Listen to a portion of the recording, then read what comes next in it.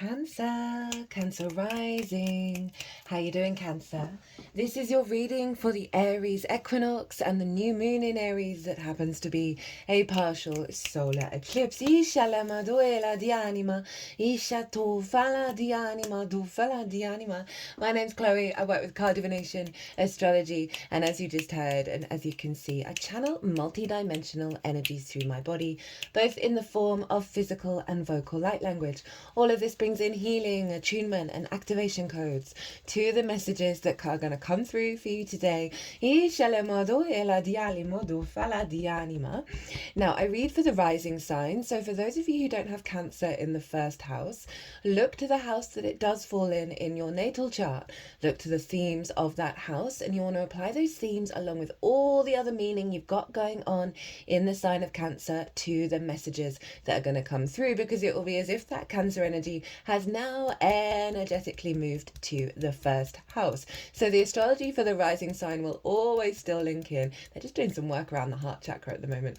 It will always still link in. You just got to add on your own natal chart meaning on top of it. For example, I've got Cancer in the 12th house, so to apply the themes of the 12th, and I've got my EQ there, which is your equatorial ascendant, so your ascendant as if you were born on the equator at the time of your birth. So I'd apply all of that to what comes through in this reading. As always, take what resonates, leave what doesn't. So before I get on with your reading, my loves, there is a collective reading. And in that collective reading, I broke down the energy of the Aries equinox, the meaning of the equinox, well, what sort of energy happens for the northern hemisphere predominantly, southern hemisphere. Just want to reverse the energy to more yin inner experiences, because you're now in the night time part of the year, whereas in the northern hemisphere the days are getting longer. So I talk about all of that, talk about the astrology of the equinox as well, and that's an imprint that takes us up to the Cancer solstice, right? So it's a longer energy, about 3 months, that we're working with and manifesting with. So I'm going to be pulling a couple of cards on that in this reading, but in the collective I pulled collective tarot cards. Some big new channeling came through for me, which is not surprising given that it's Aries. So if you're curious about that, if you're a regular and you've seen me channel on and off, go check out that reading, because there was something so funny. A Cancer rising has just sent me a voice note, because I've got the chart up on my phone. So funny. That happened with Sagittarius. The Sagittarius sun messaged me during that reading. So I'm gonna and I also went into the astrology of the eclipse of the new moon and went into detail around that, and also pulled some collective tarot, and lots of channeling came through. So one, it's the spring equinox. These are the pivot points of the year. I find it's best to work with that energy, and the more we do that, more we become in alignment with our 3D experience and the bigger cycles of time. Sorry. There's been a lot of throat chakra clearing during this transit. Mercury was retrograde and still is, and is in the sign of Aries for both the spring equinox energy as well as the eclipse energy.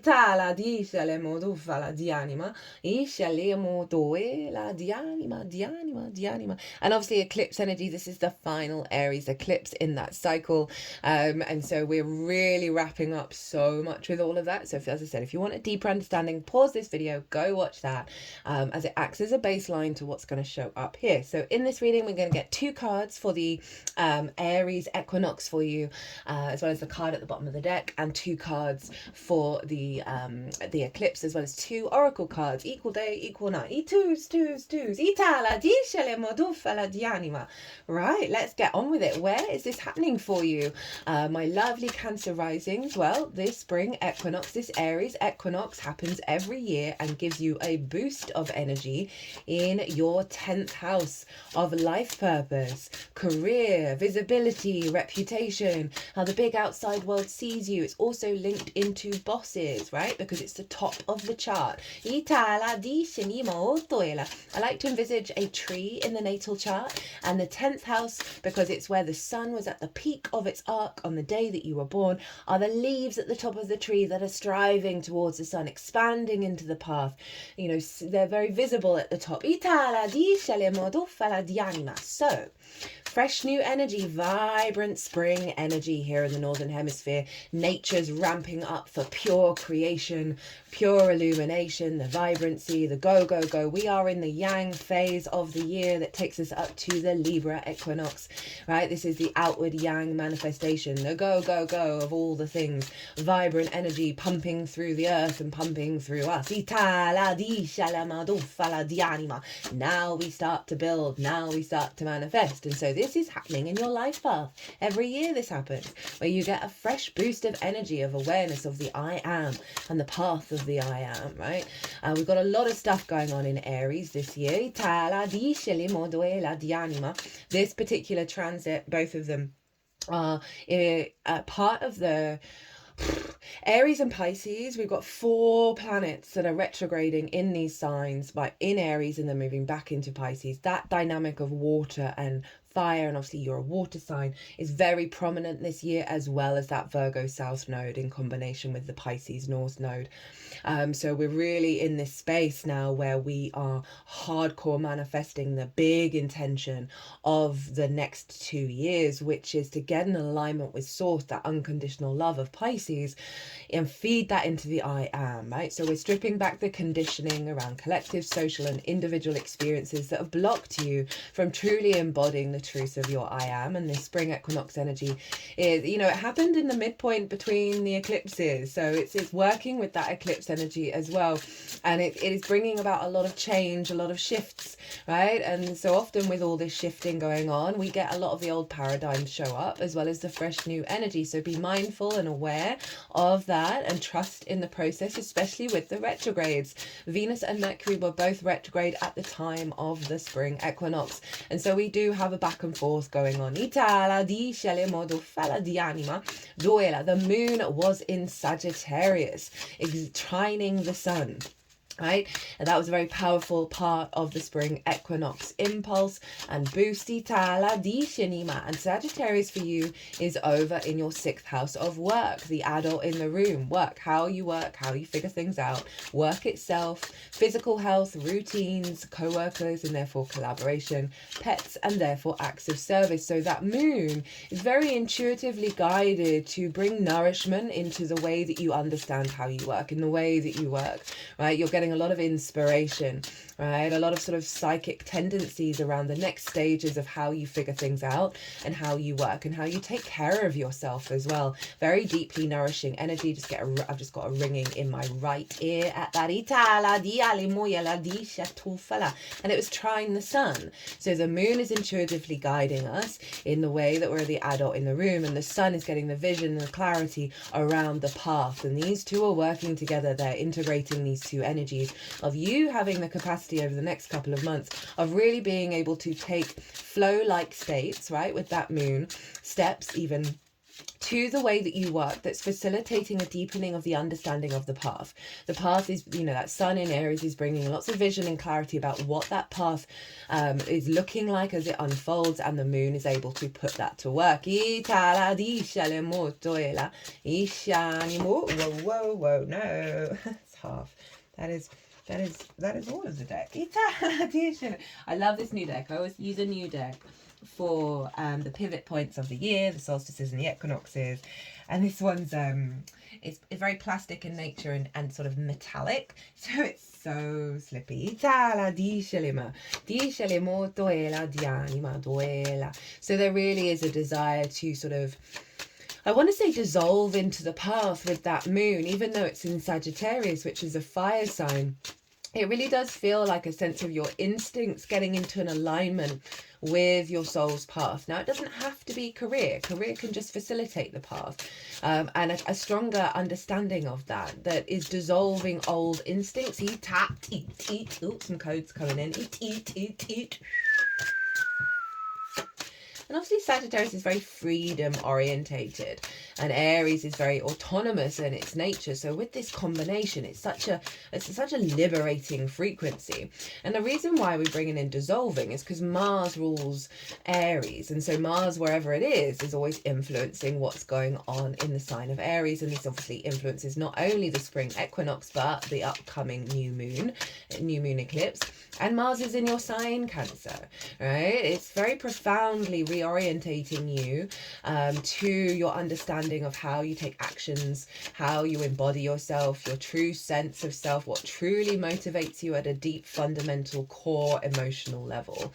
And so this is influencing this Mars, and you're going to see, maybe just like allow yourself to be in a flow state through your actions and your deeds. And so through that sort of intuitive Mars energy and how you take action, it's going to highlight, it's going to give you little clues and little synchronicities to the path, right? Because that Mars is influencing the sun up in Aries of the vision. So there's a combination between observing your actions and also tapping into, you know, the bright ideas that are coming through. You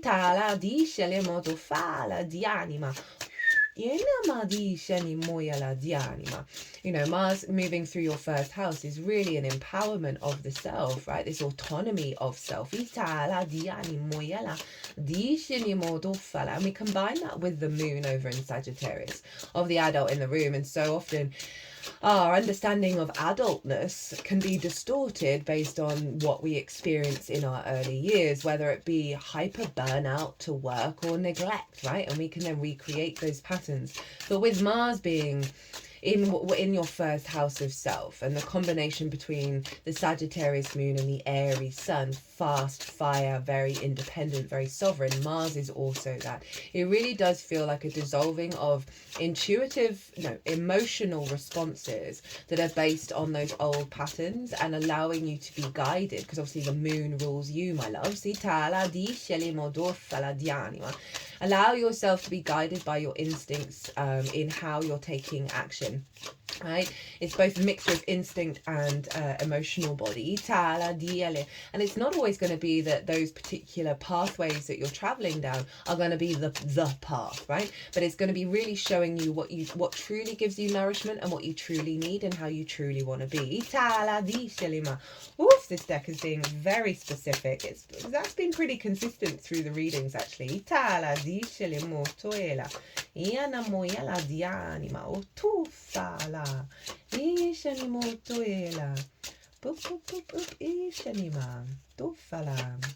Oh, there we go. Itufanima dianima. Duela di shanima. Dianimo yala. Dialama do fala dianima. Okay, you've got a bonus card. Di shanimo tu fala. Ishanimo yana. Dianimo yala. Di shanimo tu fala. So this is the most integrated and expansive intention of what this spring equinox energy is bringing towards you, right? And this you can apply to any nuance of a situation that's going on in your life, right? Good, bad, beautiful, and ugly, whatever it is. This is the deep root perspective and intention. So it just helps you zoom out a little bit. And we have the 5 of Wands in reverse. Very appropriate for all that fire. Right, the 5 of Wands, there's lots of different frequencies that are coming through right now. One, it's kind of training energy, right, of practicing, right, of figuring things out, lots of different ideas, lots of different inspiration, and playing and training and figuring out, okay, what works, what doesn't work, what fills my life force, what doesn't. There's another side to this as well. So one in reverse, this is the closing out of the training phase, of the figuring out phase. But this is also conflict energy, right? This is a bit of friction, this is frustration, right? Always having to do battle, not enough space, things not manifesting, right? There's a lot of movement, but there's no momentum, right? They're all stuck in conflict mode. Right? So it may have felt like you've been pulled in lots of different directions, and, or you've got a clear idea and things just aren't manifesting.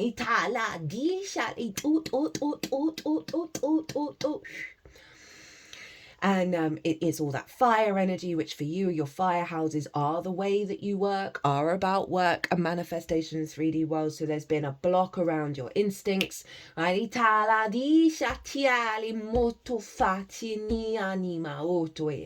But it's in reverse. So there's a release around this sort of stagnant energy, this frustrating energy, this conflict energy when it comes to you and your path and your capacity to do the things that facilitate that path in a way that feels streamlined, in a way that feels like, oh, things are moving forward. There is momentum.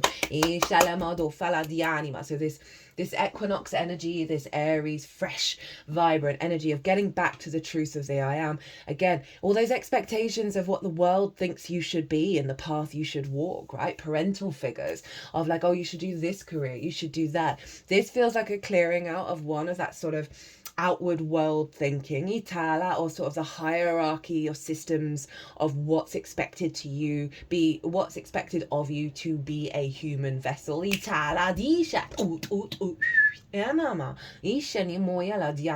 as well as a releasing of the inner struggle, the inner tension, the frustration of the lack of manifestation.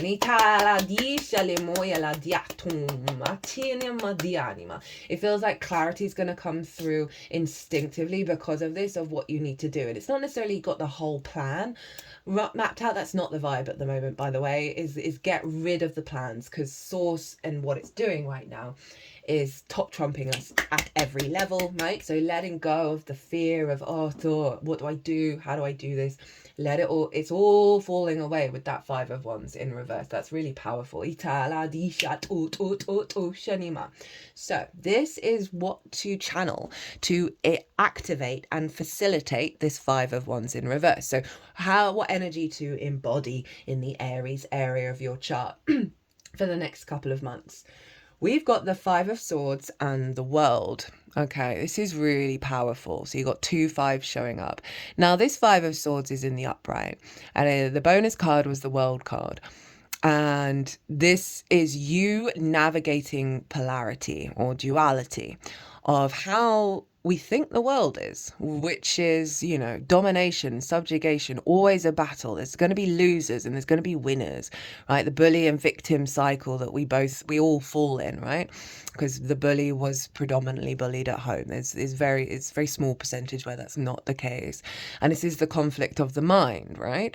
This is a conflict of perception of how we view the path, how we view what career is supposed to be, visibility, reputation. Say you've gone through a struggle of not feeling seen, of not getting that promotion, not getting that pathway being opened up. And it's created a bit of a feedback loop in your mind. It's not in reverse, so it's not saying focus on it not being there.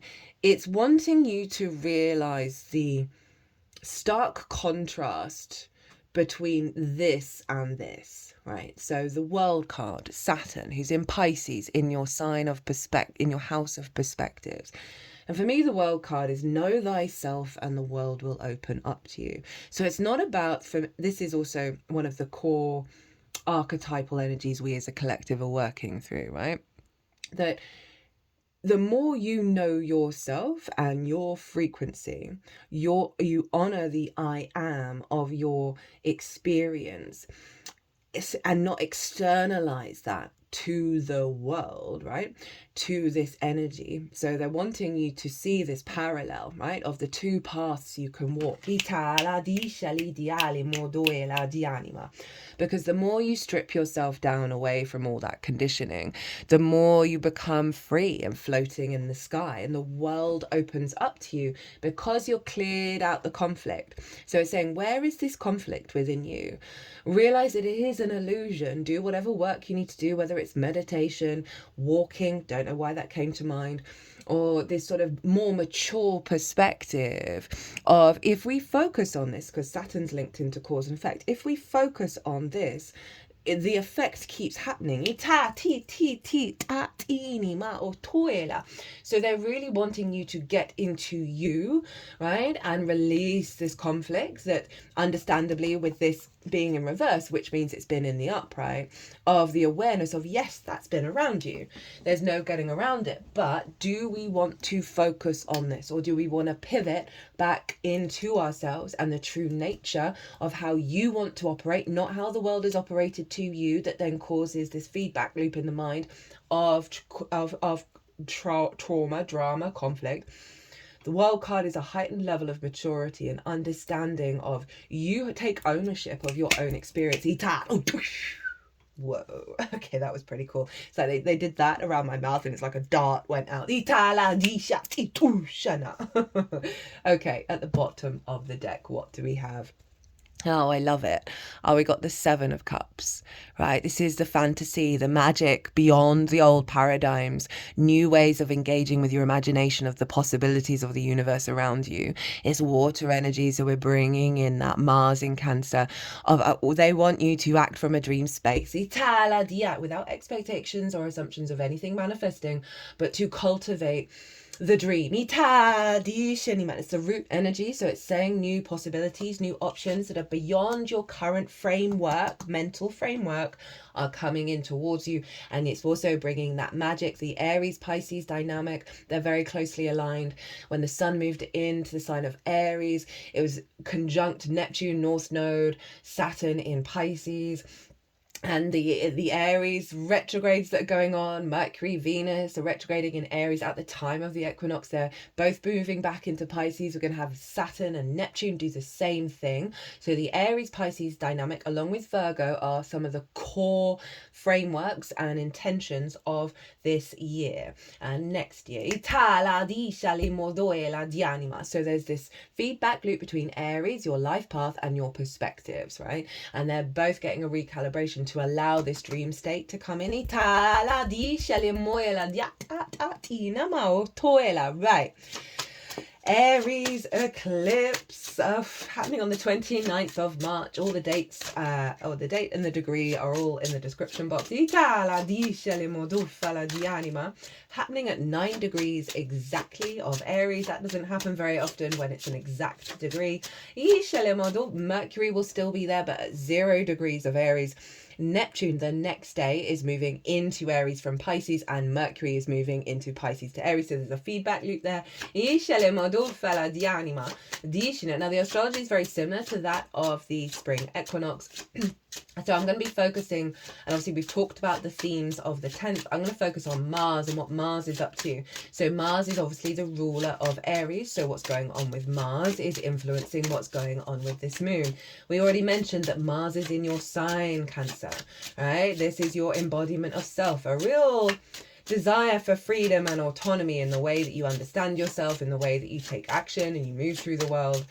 Mars is making a trine. Sorry,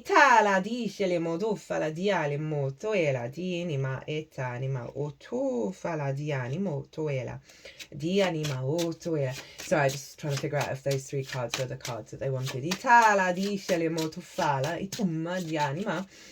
So what was I saying? Yeah, Mars in your sign, very independent, very intuitively aligned with what you need to do when you need to do it, not necessarily second guessing yourself, although we're still in the retrograde phase. It's direct, but it's still in the cycle. It's not until the beginning of May that it leaves all of that and everything comes together, but still Mars in the first, hyper independent, right? You know, really getting an alignment with what yourself needs to do and embody. And it was trining Saturn. It is trining Saturn up in Pisces, right? Of your perspectives, the maturity, the understanding of cause and effect. You know, Saturn's really helping you with this energy, right? And as I said, this is the Saturn card of establishing strong foundations and maturity and around how you perceive the world. And Vesta, the asteroid, is over in Scorpio, and this therefore forms a grand water trine. All the water signs are being activated, which is why I did the water signs after the fire signs. trines. And the trines are ruled by Jupiter. And Jupiter wants to bring things together in order to integrate and expand, bring elevation, a deeper wisdom, and a free-flowing energy of abundance. Now, the process towards the trine with that integration can be a little bit clunky, of all these things trying to figure out how to work together. But then they get into such a sublime flow state of alignment and deep healing of the water body, because Vesta is in your 5th house of your creation energy, your house of joy, amusement, play, games, pleasure, children, both literal and figurative children, such as your inner child, creative things. That's funny that came out at the word children. I'm going to try and remember it. Creative things that you birth into the world that feel like your children, as well as romance, dating, and love. So you have a real focal alignment. All this water energy, this grand water trine is funneling into this eclipse around your capacity. Oh, Vesta, sorry. Vesta for me, predominantly, whenever she's transiting a chart, wherever she is, whatever house and sign she's in, she is recalibrating that area of your chart back to your inherent soul contract, right? Clearing the lines that all the different contracts that have stemmed from that original soul contract, and it can bring about distortions and disconnection. She's always bringing us back to the essence of it, right? Because she represented the hearth, right? The fire in the inner world, in the home, the inner spark of spirit. And it was one of the soul contracts, one of the most important contracts in our early evolution, is keeping that fire going.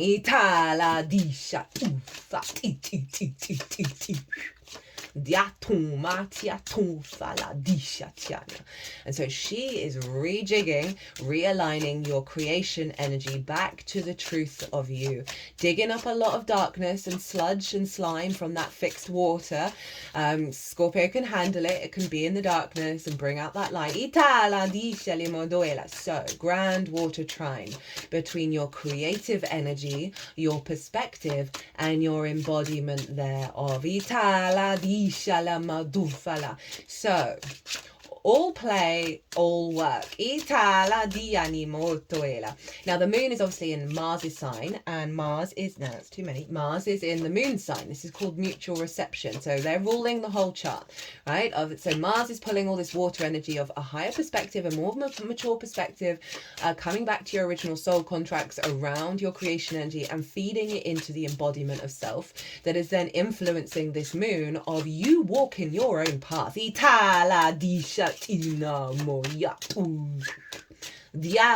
From a place of creativity, from an elevated perspective, and a confidence to walk in your power. So this is going to unfold over the next 6 months, taking you up to the Aries full moon. So very vibrant, supportive energy. You're clearing a lot of conflict out of the way in order to bring in more magic. Now, let's see what's going on with this eclipse. Okay, so this is the most integrated and expansive intention of what this eclipse is bringing into your life, right? As I said, you can apply it to all the little nuances in that 10th house energy, in that Aries energy that's going to show up over the next 6 months. Probably already been feeling it with eclipses, where we always feel them in the lead up. So this card came out when I was talking about the 5th house and children, and then I started talking about creativity. And guess what you got? Oh, hi, the Empress. This is Venus. Venus loves being in the 5th. It's her favorite place to be, right? This is her landscape. So this is really doubling down on that Vesta energy, right? Of the way through is the joy of life, is the pleasure, is the creation energy, is the fertility of feeling good in the 3D world, right? Finding that vibrancy, that capacity to create from that very non-fear response mechanism, right? So that 10th house, we can have a lot of fear about it, of like, am I doing the right thing? Am I on the path? Is this serving me? Blah, blah, blah, all that stuff. And the Empress is like, hey, just chill. By the way, forgot to mention, Cancer. Wherever that falls in your chart, is always being influenced by the eclipses. Doubly more, you and Leo are always being influenced and by the eclipses. So your embodiment is always going through every year very powerful transformative energy. Just wanted to let you know about that. And the goal with your life path is, where is the joy? Where is the love? Where is the creativity? Now, for some of you, this might be, because life path doesn't have to be career, this could be about having children. This could be about an elevation in your partnerships. And that can be the focal point. But the way to those things, if those are things that you desire, is cultivate a sense of feeling good on this incarnation, of finding the joy in the little things, in the pleasure, and find more creative outlets, whatever that looks like to you. Your creation energy is just your way of creating from your unique life force. I'm so here for this. This is such a beautiful energy. Venus is obviously, at the time of the eclipse, she'll be in Pisces though. She will have just moved into Pisces, conjunct Neptune at the North Node. So really high vibrational, unconditional love. Venus is exalted in Pisces. So strong Venusian energy coming in through you around your perspective of life. She's then going to move back into your 10th house, where you're going to be able to put that into practice. Right, okay, so interestingly, I don't remember the last time I ever pushed my sleeves up on this channel. So it's like it's like I'm going to work, but it doesn't feel like work. It's like getting into the earth, creating, molding, doing things with your hands. There's something around like the process of building, of like, right, let's get into it, let's go, let's ride. Like, I feel good about this, I'm feeling vibrant about it, right? So take that as you resonate. Okay, they're wanting to keep them up. So this is how to channel it, how to help it, how to facilitate the Empress in all her glory. We've got the Knight of Cups. I mean, very perfect energy for you, Cancer, and all that water energy. The embodiment of self through love, through your imagination, through your creativity, through your flow state, right? So rather than seeing the conflict everywhere, rather than seeing the frustration, I want you to put your rose-tinted spectacles on and show up from a place of love, right? It's something I'm practicing, and in so many ways, of letting go of the conflict, right? The fives, and just showing up and doing the best that you can and operating from the heart space. And that is the Knight of Cups. Follow the inspiration, follow the magic. Even if there's still stuff going on in your life where you're like, Chloe, what are you talking about? This is still really loud. This might even still be loud, right? The process that you're going through here of releasing this is bringing this in. Right, this is pure love, pure flow, pure creation. This is stagnation, this is conflict, this is drama, this is polarity, the duality. These are stark contrast of what you're working with at the moment. And so have the faith, trust the process, that this is a great purge into a great enlightenment. Right, at the bottom of the deck, what have we got? What have we got? Four of Cups in reverse. Oh, how goddamn perfect, right? So Four of Cups comparison is the thief of joy.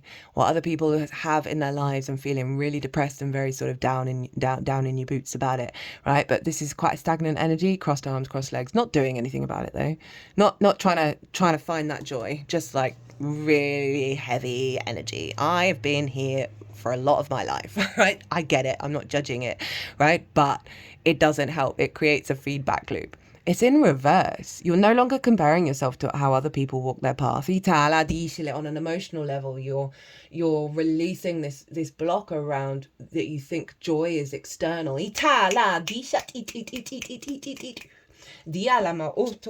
wanted to put it at my heart space. I really love that for life path, right? Because comparison is the thief of joy. Venus has shown up. 5th house of joy. The way through is joy, Cancer. She's such a contrast to these fives. It's hilarious.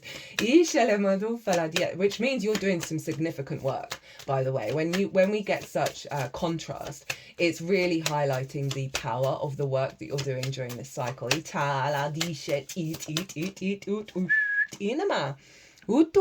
So I'm using 2 oracle decks. I've got a new deck, and I brought it just because of all this Aries stuff going on, and it's called The Hero's Journey. It's also an amazing deck. I have very little experience with it.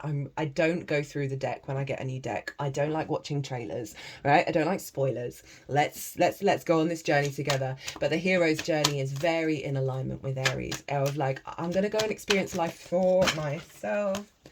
Dishanima dialima dufala diani motoela. Dinah, dishanimodufala. And so we're going to see what the hero's journey is for you, my loves. We've also got a card which has already come out from the Wild Unknown Animal Spirit Oracle by Kim Krans, Itala, because of the Aries instinctive primal energy that it is. Itala dishala muito fala. And we are realigning our instincts to source, to that spark of spirit. Itala dishala motuela. Oh, there we go. Dishala motuela. So Diala, di morila, dufala, di anima. Are we doing cat? Yeah, we're doing that one. We don't want the animal one first. Oh, opened it very quickly, and these aren't in alphabetical order. It's always a bit of a struggle bus. So, this is the animal that wants to let you know what's going on. Camel, resourceful, independent, knows oneself. The camel can handle absolutely anything as it carries a wealth of nourishment within. Working through that, activation of the Empress, of all the fertility around you. Itala Diana, this wondrous creature is self-reliant and handles challenges with ease. Even in the face of excess heat, judgment or anger, the camel searches inside for the cool elixir of water to calm the situation. Wow, fire and air right there. The camel represents the ultimate form of bringing opposites into balance, fire and water. What was I talking about? The duality and the polarity of it all, which I haven't in any of the other readings. I'm just so in awe of the interconnected web of everything. It's such a beautiful, beautiful thing to experience, and I feel so honored and privileged to be here, and yeah, thank you for holding space for this. Itala di anima, and being responsible for one's own reactions. The camel is that's this, of like, do you need this in your life? Can you get back to the truth of you, right? Knowing thyself, and the world will open up to you. Almost every word I have said. This is wild. Oh, goodness me. The camel is a wonderful traveler and is especially fond of trips to faraway lands. When in balance, calm, content, a sparkle in the eye. When out of balance, dehydrated, lacks vitality. Okay, with all this water, gotta hydrate. Itala dishale moduela. To bring into balance a pilgrimage to your path. Itala dishini, a pilgrimage to feeling good in the 3D world, of knowing you've got the resources in order to bring in that frequency. It's already, the universe is already bringing it in, and now it's how we amplify that. So, the hero's journey. What's going on with my lovely Cancers? The thin, thin veil. Let go and let glow. Life shrinks or expands in proportion to one's courage. Anas Nin. This is the contraction, and this is the expansion. This is easy.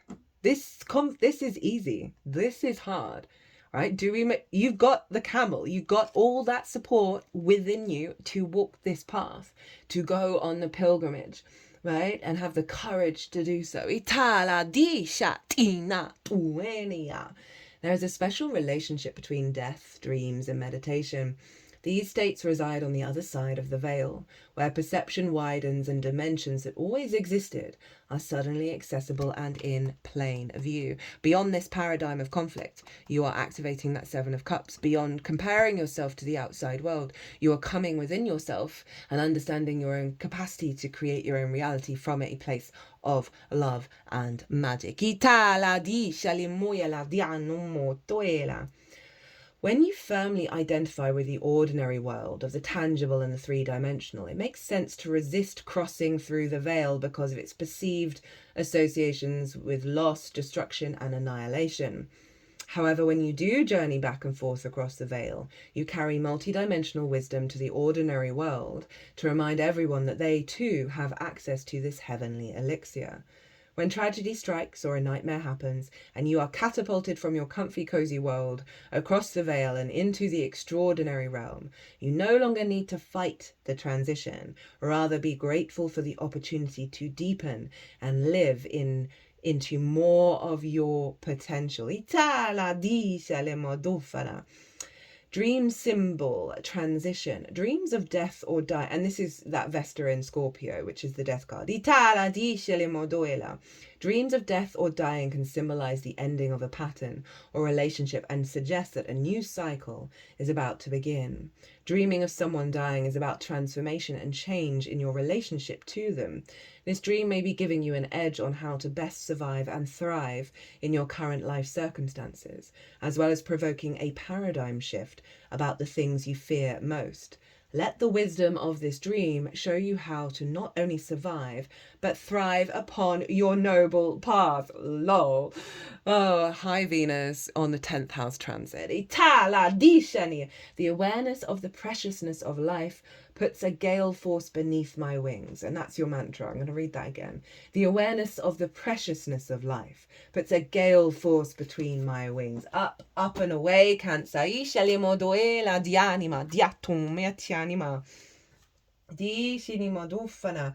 at the bottom of the deck, we've got ally in disguise. Discover the hard to find blessing. This comes through this. This is letting you know, yeah, this is hard, but what's coming through, this is very sort of third eye chakra energy of piercing the veil. They're just doing stuff around the third eye at the front and the back.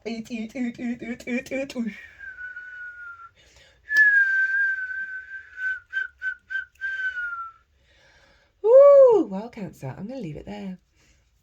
As I said, this is such an honour and a privilege, as always. I hope this resonated as much as I felt the energy. If it did, leave me a comment, hit that like button. I love to hear from you. Honestly, it brings me so much joy.